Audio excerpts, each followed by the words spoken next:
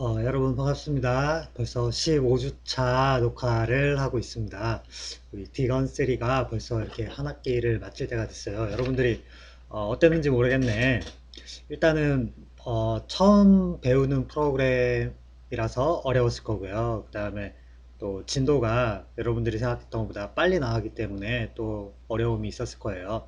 그래서 여러분들이 어려운 거는 선생님도 알고 있는데 선생님이 핑계를 대자면 여러분들이 이제 어쩔 수 없이 배워야 되는 것들은 많은데 시간은 이제 한정돼 있다 보니까 여러분들이 배워야 하는 것들을 빠른 시간 안에 이제 좀 촘촘하게 이제 가르치다 보니까 여러분들이 좀 이해가 어려운 부분이 많이 있었을 거다라는 생각을 합니다.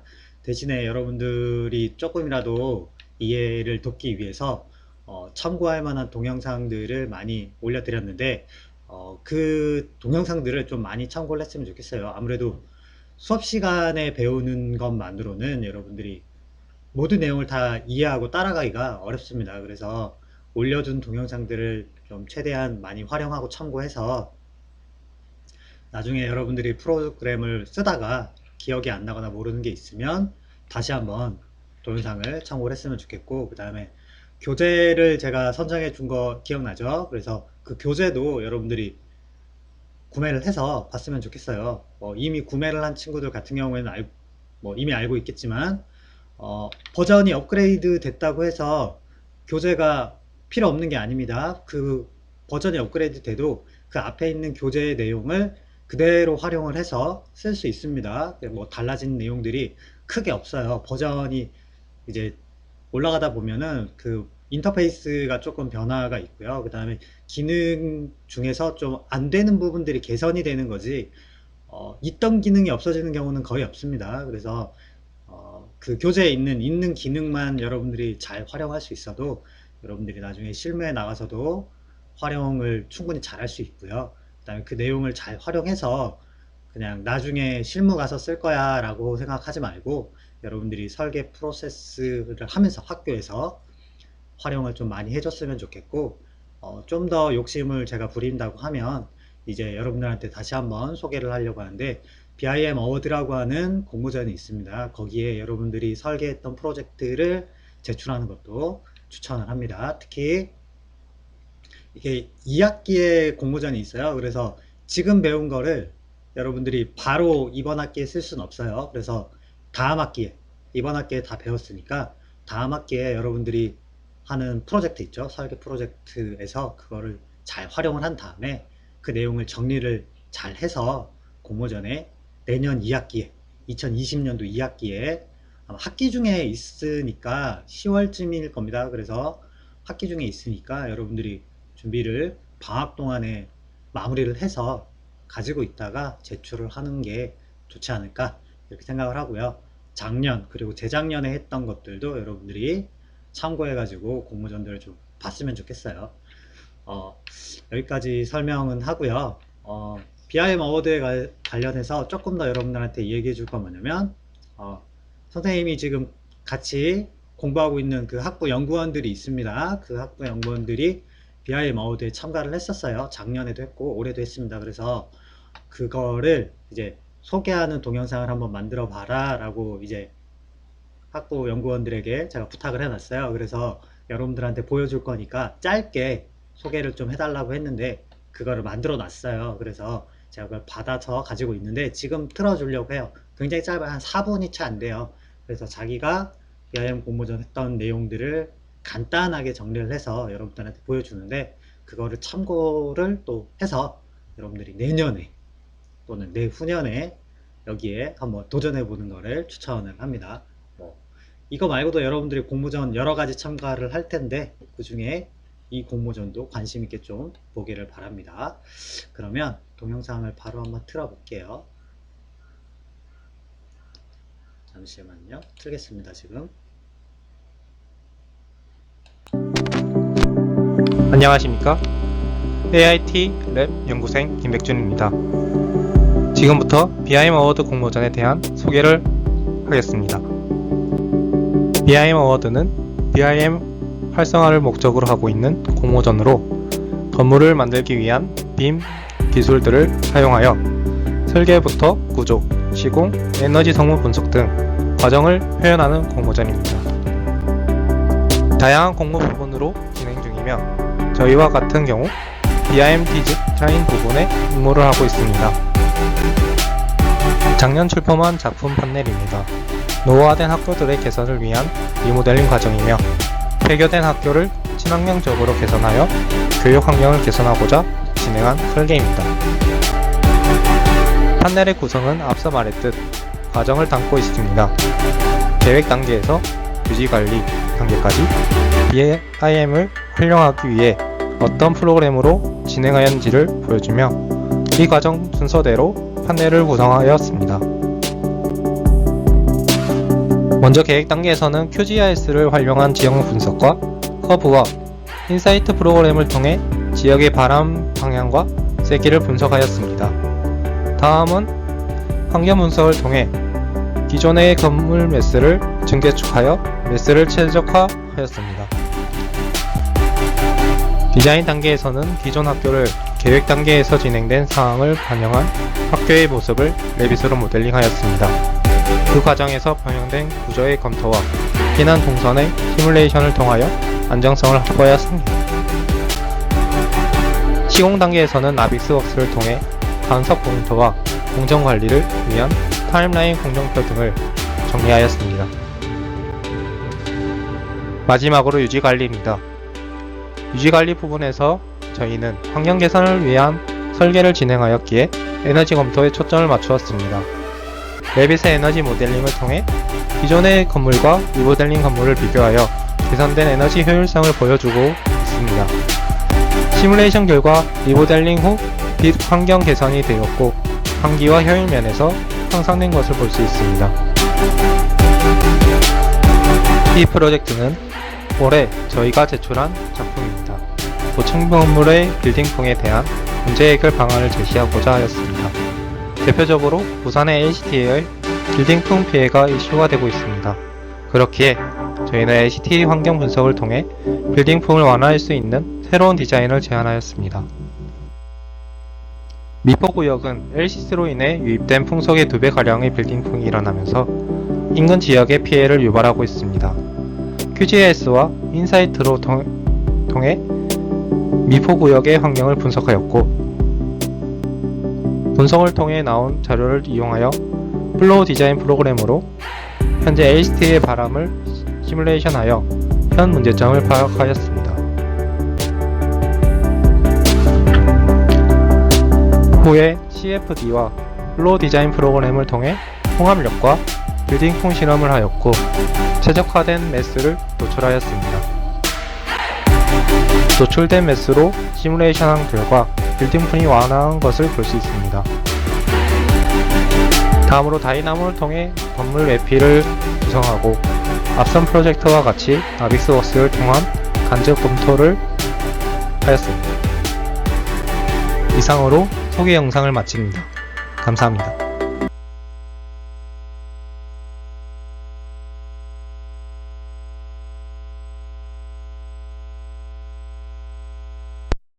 자, 잘 봤죠? 그렇게 어려운 디자인을 하지는 않았습니다. 그죠? 단지 BIM 어워드의 특징이라고 하는 것들을 잘 살리기 위해서 다양한 소프트웨어와 BIM과 연동될 수 있는 여러 가지 분석 도구들을 다양하게 활용을 해서 내가 설계를 하는데 기존의 설계처럼 너무 이렇게 뭐라고 해야 되죠?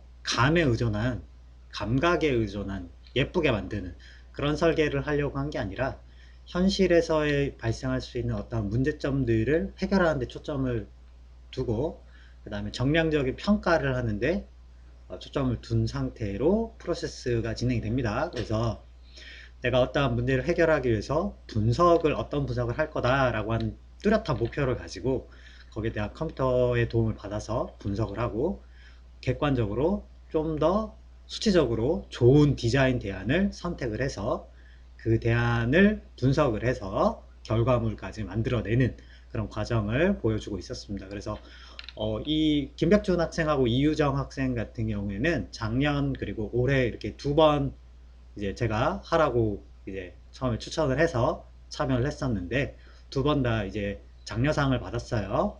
그래서 내년에는 또 할지는 모르겠어요. 내년에는 이제 제가 하라고 할 생각은 없는데, 일단 학생들이 하고 싶어 한다고 하면 또 이렇게 참여하는 것도 고려는 하고 있습니다. 어쨌거나 이렇게 해서 디자인 대안이 반드시 뭐 예쁘고 컨셉을 굉장히 잘 잡아서 다이어그램을 예쁘게 만들지 않더라도 충분히 여러분들이 입선 수준 이상의 성과를 낼 수 있는 공모전이기도 합니다.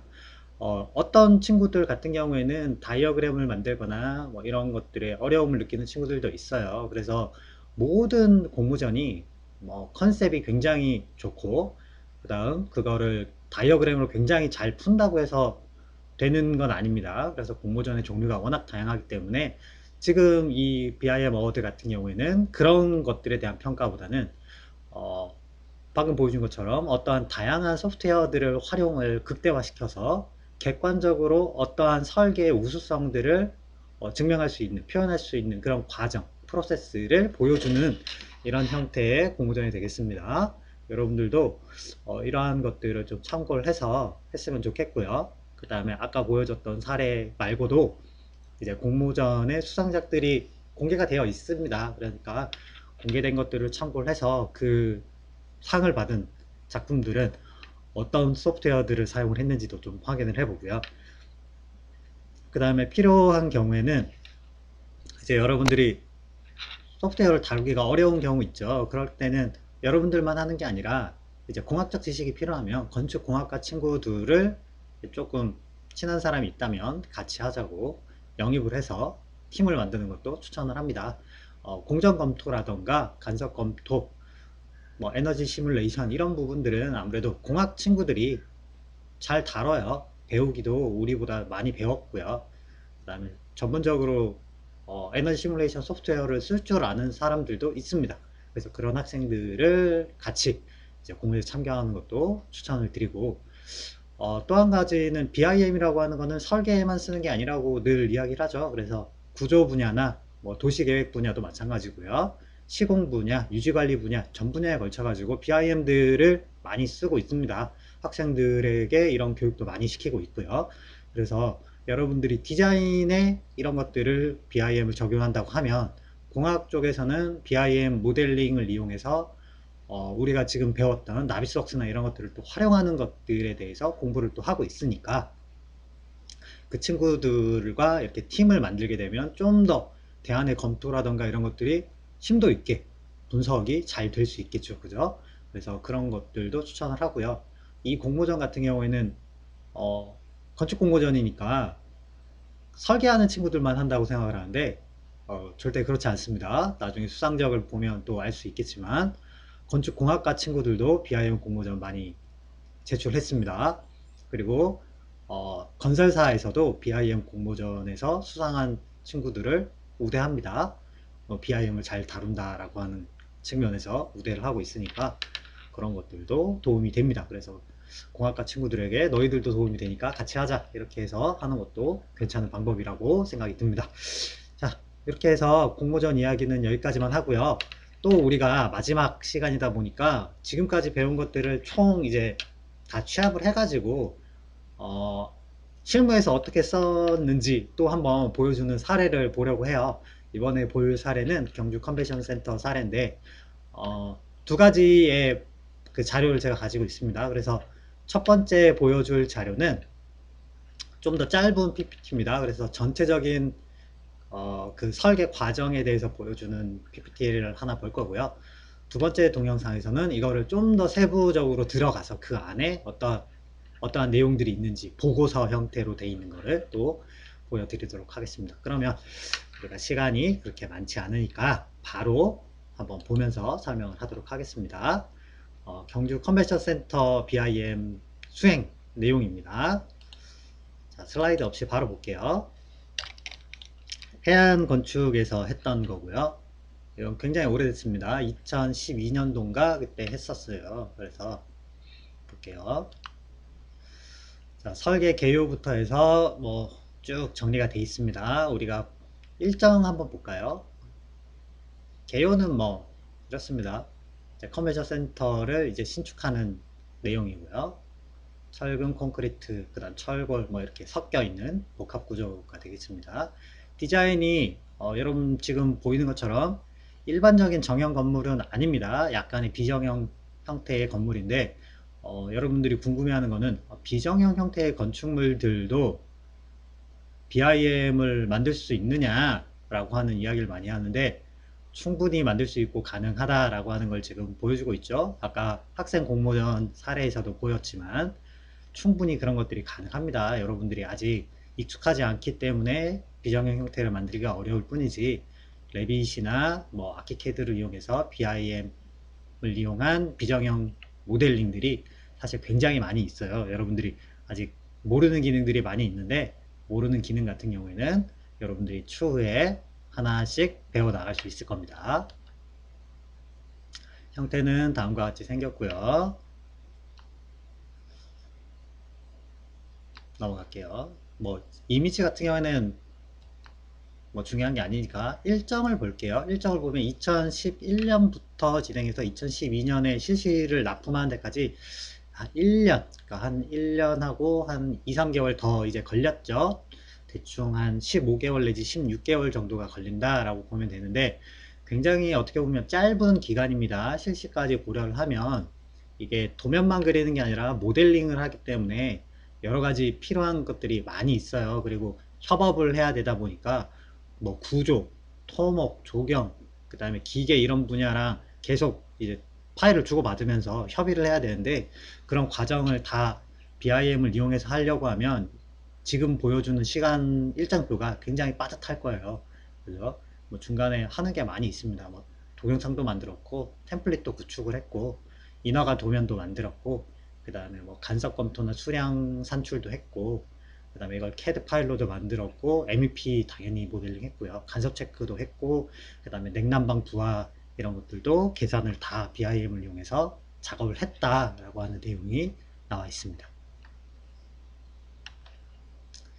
뭐 지침 같은 경우에는 넘어가고요.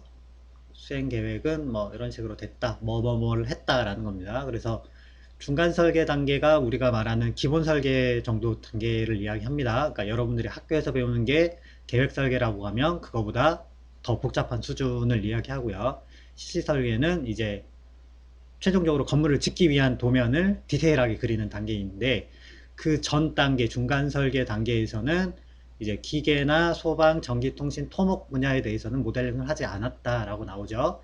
모델링을 하지 않고 실시 설계 단계에서는 이런 것들을 했다라고 하고 있습니다. 그래서 단계별로 하는 내용들이 차이가 있습니다. 그래서 모든 단계에서 모델링을 다 하지는 않아요. 그래서 여러분들이 지금 모델링 하는 거를 배우기는 다 배웠지만 계획 설계 단계에서 뭐 MEP나 이런 것들을 모델링 하는 경우는 그렇게 흔한 경우는 아닙니다. 보통 이런 것들은 중간 설계 단계에서 하긴 하는데 경우에 따라서는 중간 설계에서도 제외하고 실시 설계 단계에서만 하는 경우도 많습니다. 여기에서도 실시 설계 단계에서만 작업을 했습니다. 그 다음에 팀을 짜는 내용들인데요. 현상 설계에서는 건축이랑 구조에서 팀을 만들어서 작업을 했다라고 하고 조경이나 뭐 이런 부분에 대해서는 따로 이런 것들을 작업하지 않았다. 그다음 중간 설계에서는 건축 구조 조경까지, 그 다음 친환경까지만 하고 나머지는 하지 않았다. 실시 설계에서는 전부 다 했다. 여기 보면 여기 해당되는 팀 이름들이 이렇게 다 포함이 되어 있죠. 그래서 협업하는 회사들이 있습니다. 그 회사들의 이름이 다 적혀 있어서 그 회사들이랑 파일을 주고받으면서 작업을 했다라는 내용이 되겠습니다. 협업 방식에 대해서 나오는데 여기 보면 링크라고 써 있죠. 네, 링크라고 돼 있는 거는 파일을 별도로 만들어서 받았다 라고 보시면 될 것 같습니다. 웍셋 같은 경우에는 하나의 파일 안에서 작업을 나눠 가지고 했다 라고 보면 됩니다. 네, 모델링 내용이고요. 점점 디테일해지죠. 현상 설계 단계에서는 그렇게 엄청 디테일하고 복잡한 내용까지는 안 나오는데 중간 설계 가면은 좀 많이 복잡해지고요. 그 다음에 실시 설계 가면 여기에 우리가 눈에 보이지 않는 것까지 모델링을 해야 되니까 굉장히 많이 포함이 됩니다. 작업 시간이 굉장히 많이 소요가 되고요. 뭐 커튼널이나 그 다음에 인면 디자인과 관련해 가지고 이런 것들을 디테일을 해결하는 과정이 중간 설계까지는 약간 러프한 형태로 가다가 실시 설계 가면 진짜 디테일하게 하나하나의 부재들을 패밀리 형태로 만들어야 되기 때문에 굉장히 좀 어려움이 있었을 거다라는 생각이 들고요. 커트널 정형 구간과 그 다음에 비정형 구간이 존재하기 때문에 정형 구간과 비정형 구간을 나눠서 모델링을 수행했다라고 이해하시면 됩니다. 그 다음에 커트널에 대한 면적들을 추출합니다. 면적 같은 경우에는 나중에 공사비와 큰 영향을 미치기 때문에 이런 것들을 조사를 했다라고 보시면 됩니다. 지금 뭐 쭉 보이지만 현상 설계 단계랑 중간 설계 단계를 계속해서 비교를 하게 되는데 이런 비교를 통해서 처음에 계획된 내용들이 설계 단계가 올라가면서 점점 이제 복잡하게 고려되는 것들이 많아지기 시작합니다. 그럼 그랬을 때 변경이 됐을 때도 내가 처음에 의도했던 것들이 그대로 반영이 되고 있는지 아니면 그게 달라지고 있는지를 확인하는 과정을 다 거치고 있다라고 보시면 될 것 같아요. 실내도 인테리어 관련된 부분을 작업을 했다라는 거고요. 단면도에서도 모델링을 수행을 했다라는 내용입니다. 그 다음에 에너지 성능 분석을 했다. 음영, 그 다음에 공기압 같은 거, 그 다음에 기류 분석 저거 두 개는 이제 윈드 터널이라고 하는 따로 바람기를 분석하는 내용이 있죠. 그거를 활용을 했다라는 거고요. 여러분들 같은 경우에 일형 분석 정도를 할 수 있어도 충분한데 사실 디자인을 하면서 여러분들이 일형 분석도 많이 안 하죠.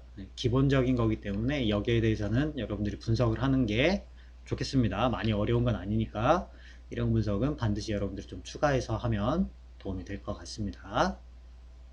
그 다음에 중간 설계 단계 가면은 이제 협력사를 이용해서 냉난방부나 이런 것들을 좀 더 정밀하게 분석하는 과정을 거쳤다 라는 거고요. CC 설계에서는 뭐 여기에 지금 이름이 안 써있네요. 아마 에너지 플러스라고 하는 에너지 시뮬레이션 하는 부분에서 가장 권위 있는 소프트웨어가 있습니다.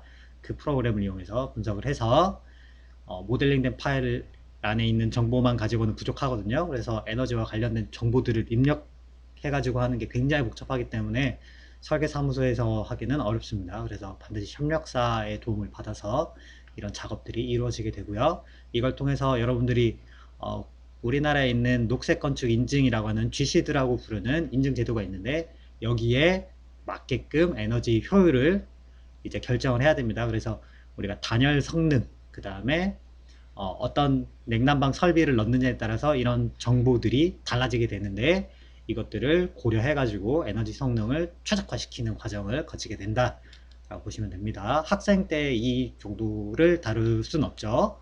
다룰 순 없습니다. 그래서 우리는 굉장히 러프한 단순한 형태의 에너지 성능 분석을 해서 디자인 대안이 A가 좋냐 B가 좋냐 정도를 할 수 있는 거고 여기서는 A라고 하는 대안이 결정된 이후에 뭐 커트널의 성능을 어떤 걸로 바꿀 거냐, 벽의 재료를 어떤 걸로 바꿀 거냐, 벽의 두께를 어떻게 할 거냐, 창의 모양을 어떻게 할 거냐, 이런 좀 더 복잡한 내용이 들어갔을 때 이 시뮬레이션을 여러 번 자주 해서 내가 원하는 조건에 맞는 결과를 만들어질 때까지 하는 과정을 거치게 됩니다. 근데 그 정보를 분석하고 이제 이해하고 설계에 반영해야 되는데 이거는 실무에서도 어려운 일이에요. 그래서 학생 때는 이런 게 있다 정도만 알아도 충분히 도움이 될 것 같습니다. 그 이후에 이제 통합 모델링을 만들게 되는데 간섭 검토를 하게 됩니다. 그때 여기 나오는 것처럼 처음에는 눈으로 보고 간섭이 있는지를 체크하는 걸 하고요.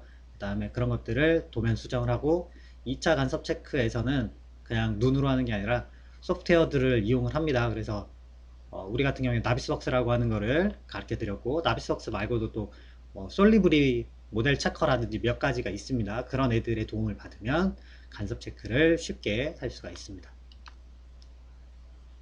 그래서 각 층별로 어떤 간섭이 발생했는지를 이런 식으로 보고서 형태로 조사를 하게 됩니다. 그래서 어디에 문제가 생겼고 이걸 어떻게 해결할 거냐라는 거를 회의를 굉장히 많이 하겠죠. 그죠? 에스컬레이터나 뭐 공조실 이런 부분에서 오차들이 많이 발생을 했다 라는 거고요. 그 다음에 BIM 도서를 이제 만들었다. 여기에서 기본적으로 배치도, 그 다음에 단면도, 평면도, 입면도, 그 다음에 상세, 이런 것들, 천장, 창호도 이런 것들을 전부 다 BIM에서 추출을 했다라는 이야기고요. 도면의 수준을 보면 여러분들 보면 느끼겠지만 거의 CAD에서 작업하는 것만큼 수준이 나옵니다. 이 정도로 만드는 게 당연히 쉬운 일은 아니에요. 근데 실무에서는 CAD 없이도 이 정도 수준으로 만들 수 있다라는 거죠. 도면을 만들 수 있다. 그만큼 모델링을 정확하고 정밀하게 하고 있다 라고 보시면 되겠습니다. 단면도도 이렇게 나온다. BIM의 좋은 점은 처음에 모델링을 하고 이렇게 정밀하고 정확한 모델링 하는 게 굉장히 어렵지만 한번 완성된 파일을 만들게 되면 내가 원하는 만큼의 도면을 원하는 장소에 무한대로 만들어낼 수 있다는 거죠. 단면도도 지금 이거 말고 내가 조금 다른 위치의 단면도를 보고 싶다 라고 했을 때 그냥 끊으면 되는 거예요. 너무 편리하겠죠. 그죠? 처음에 만드는 건 어렵지만 만들어 놓고 나면 활용도가 굉장히 무궁무진하다 라고 하는 장점이 있는 거죠. CAD 도면과 BIM 도면을 비교해 보면 큰 차이가 없다라는 것을 알 수 있겠죠. 그죠? 위에 것도 마찬가지입니다. CAD에서 작업했을 때랑 레빗에서 작업했을 때 큰 차이가 없이 거의 비슷한 수준으로 모델링이 되고 있다라는 거고요. 그 다음에 대지 지형 모델도 여기서는 다 만들었어요. 굉장히 큰 지형을 다 모델링을 했기 때문에 용량이 굉장히 큽니다. 그래서 이거는 그냥 레빗 파일 하나에서 작업하면은 조금 힘들고요. 당연스럽게 링크를 이용해 가지고 작업을 하는 게 유리합니다. 여기 보면 주변 매스에 해당하는 건물들의 규모도 굉장히 크죠. 전체적인 지역이 넓게 모델링을 했기 때문에 아마 좀 시간이 많이 걸리고 어려웠을 겁니다. 조경도 신경 써가지고 굉장히 열심히 모델링 된 걸 볼 수 있습니다. 구조 모델 같은 경우에도 굉장히 잘 돼 있죠. 정리가. 그 다음에 조경 모델을 따로, 그러니까 대지 모형과 지형, 그 주차장 부분 이런 것들을 따로 만들었다. 그 다음에 토목 모델링 같은 경우에는 절토량, 설토량, 절토량, 성토량 이런 것들을 정확하게 분석을 해야 이제 되고요. 그 다음에 주변에 도로라던가 그 다음에 배수 관련된 것들 이런 것들이 중요하죠. 그래서 그런 것들에 대한 분석도 하고 그 다음에 모델링도 하게 됩니다. 이거는 토목 설계사무소에서 또 해야 되는 일이기 때문에 협업이 또 굉장히 중요합니다. 인테리어 같은 경우에도 레빗에서 지금 했는데 레빗에서 안 하고 따로 별도로 할 수도 있기는 합니다만 여기서는 인테리어 모델링까지 전부 다 레빗에서 작업을 했다라는 거고 같이 작업을 하게 되면 역시나 좋은 점이 많이 있습니다. 인테리어 비용 같은 거를 만들어내기가 굉장히 수월해지겠죠. 그 다음에 뭐 배선, 그 다음 방범, 공조 덕트, 공조 배관, 기계 소방, 기계실, 냉매 배관, 위생 배관, 전기 소방, 전기실, 발전실 뭐 이런 것들에 대해서 전부 다 MEP 통합 모델을 만들어서 체크를 했다라는 내용을 보여주고 있습니다. 공조 덕트 부분인데 굉장히 복잡합니다. 덕트 말고도 여러 개가 있기 때문에 거기에 필요한 패밀리들을 자체적으로 개발을 해서 여기에 집어넣었다라고 하는 거고요. 배관 같은 경우에도 마찬가지입니다. 별도의 패밀리들을 필요한 경우에 만들어서 작업을 했다라고 하는 걸 보여주고 있습니다. 기계 소방도 마찬가지, 위생 배관도 마찬가지. 여기도 마찬가지입니다. 그 다음에 뭐 전등 이런 것들도 다 했다라는 거고요. 여기에서 하면서 사용했던 소프트웨어들을 쭉 정리를 해 놨어요. 그래서 디자인 검토에서는 스케치업도 썼고 라이노도 썼고 3D 맥스도 썼고 레빗도 썼고 뭐 이렇게 여러 가지를 썼다. 이 중에 하나만 쓴 게 아니라 여러 가지를 골고루 활용을 해서 했다. 하지만 가장 주도적으로 이제 메인이 되는 거는 레빗을 활용해서 했다라는 걸 알 수 있는 거고, 그 다음에 이미지 동영상도 여기서는 이제 루미온을 이용해서 만들었다. 그 다음에 도면 작성할 때도 뭐 CAD도 쓰고 레빗도 쓰고 여기서는 하나만 쓴 게 아니라 몇 가지를 사용을 했다 라는 겁니다. 간소컴퓨터에서는 이제 나비스웍스도 썼지만 이제 솔리브리 아까 내가 잠깐 얘기했죠. 솔리브리도 썼다.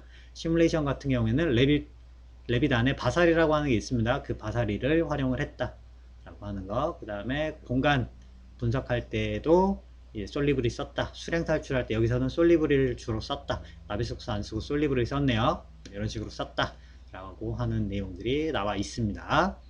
하나의 소프트웨어만 쓰는 게 꼭 중요하진 않습니다. 여러 가지를 쓸 수 있으면 당연히 좋죠. 근데 메인이 되는 거는 당연히 하나가 있어야 되고, BIM을 지원한다 라고 하는 이야기를 하려면 IFC라고 하는 거를 반영할 수 있는 소프트웨어를 쓰는 게 좋습니다. 지금 사례 같은 경우에는 2012년도에 작업을 한 거예요. 그렇다 보니까 여러 가지가 뒤섞여 있죠. 아마 지금 해안에서는 지금 같은 경우에는 여기 나오는 라이노나 스케치업, 솔리브리, 그 다음에 바사리, 오토캐드 안 쓰고 있습니다. 사용 안 합니다. 다른 걸 쓰고 있어요. 지금 현재는. 그런데 지금 요 사례를 보여준 이유는 지금 우리가 알고 있는 메이저라고 하는 회사 이외에 지금 BIM을 열심히 하려고 준비하고 있는 회사들이 굉장히 많죠. 그 좀 중소규모의 기업들 같은 경우에는 아무래도 메이저보다 조금 늦었습니다. 한 10년 정도 격차가 발생해요. 그 회사 같은 경우에는 한 번에 레빗을 이용해서 모든 걸 다 할 수가 없다 보니까 지금 보여주는 것처럼 여기 있는 프로그램들도 많이 쓰고 있어요. 활용을 하고 있습니다. 근데 저번에도 이야기했듯이 지금 쓴다고 해서 앞으로 계속 쓰지 않는다라고 하는 거는 여러분들이 이해를 해야 돼요. 저 당시에 처음 이제 레빗을 쓰기 위해서 자기들이 아직 기술력 측면에서 레빗만 가지고 모든 걸 할 수가 없기 때문에 라이노나 스케치업이나 3D 맥스 이런 것들을 활용해서 모델링도 하고 이제 설계 프로젝트를 진행했던 것이지, 지금 현재도 그렇지는 않습니다. 마찬가지로 지금 BIM을 하려고 준비하고 있는 중소규모의 회사들 같은 경우에서는 레빗을 아직 잘 못 다루기 때문에 라이노나 스케치업을 사용하는 경우들이 많이 있는데, 시간이 지나면 자연스럽게 스케치업이나 라이노는 이제 사용하는 게 줄어들거나 없어질 거예요. 그래서 될 수 있으면 라이노나 스케치업에 대한 의존도를 여러분들이 좀 줄이면서 레빗 하나만 가지고도 형태를 만들 수 있는 수준으로 실력을 키우셔야 됩니다. 지금부터 조금씩 연습을 해서 의존도를 줄여나가는 연습을 하셔야 될 거예요. 그래야 나중에 실무에 들어갔을 때 내가 원하는 형태가 있으면 레빗만 가지고도 충분히 만들 수 있는 정도가 나와야 사실은 제일 좋아요. 물론 그때도 저런 프로그램을 못 쓰는 건 아닙니다만, 회사에 따라서는 라이노 소프트웨어를 라이센스가 없는 회사들이 많아요. 스케치업도 마찬가지고 안 쓰는 회사들이 많이 있습니다. 회사 입장에서 보면 소프트웨어를 3개, 4개, 5개 여러 개 쓰는 거는 낭비입니다. 그죠? 그래서 한 가지 소프트웨어만 쭉 쓰게 됐는데, 지금 라이노나 스케치업을 쓰는 회사에서 레빗을 사기를 꺼려하는 이유는 레빗을 써도 자기네들이 잘 활용하기가 어려운데, 스케치업이 주력인데 불구하고 레빗까지 사게 되면 1년에 들어가는 비용이 만만치 않아요. 굉장히 비쌉니다, 프로그램이. 그렇다 보니까 여러 개를 운영할 수가 없습니다. 학생 때는 학생 버전을 쓸 수도 있고, 약간 여러분들 특히 크랙 깔아서 쓰는 경우들 있죠. 그렇게 해서 쓸 수 있는데, 실무에 나갔을 때 그렇게 하면 큰일 납니다. 불법입니다. 그래서 그런 것들은, 불법적인 방법은 줄여나가는 방법을 여러분들도 생각을 해야 됩니다. 그래서 학생 라이센스 정식 버전을 쓰는 거를 습관화 쓰셔야 되고, 회사에서는 그런 이유 때문에 레빗으로 한번 전환이 되고 나면 아마 스케치업이나 라이노 같은 걸 다시 쓰기가 어려울 거예요. 실제로도 그렇고. 그래서 지금 많이 전환되고 있는데, 전환되고 나면 그렇게 될 거다라는 걸 염두에 두고 여러분들이 실력을 점점점 좀 키우려고 준비를 하셔야 될 거다라는 생각이 듭니다. 자, 이렇게 해서 소개하려고 했던 내용은 다 설명을 했어요. 네, 다 설명을 했습니다. 이게 첫 번째 설명이고요. 두 번째 이제 설명, 지금 햇빛 너무 밝은데, 두 번째 설명에서는 지금 보여줬던 거를 좀 더 디테일하게 들어가서 BIM 보고서 형태로 작업을 해 놓은 거를 볼 거예요. 그래서 디자인하는 과정에서, 그리고 최종 결과물로 나올 때 레빗에서 이런 것들을 어떻게 만들어서 최종 결과물이 나왔는지를 또 한번 여러분들과 살펴보도록 하겠습니다. 자, 그럼 조금 있다가 다시 동영상에서 만나도록 할게요. 자, 그러면 다음에 보겠습니다.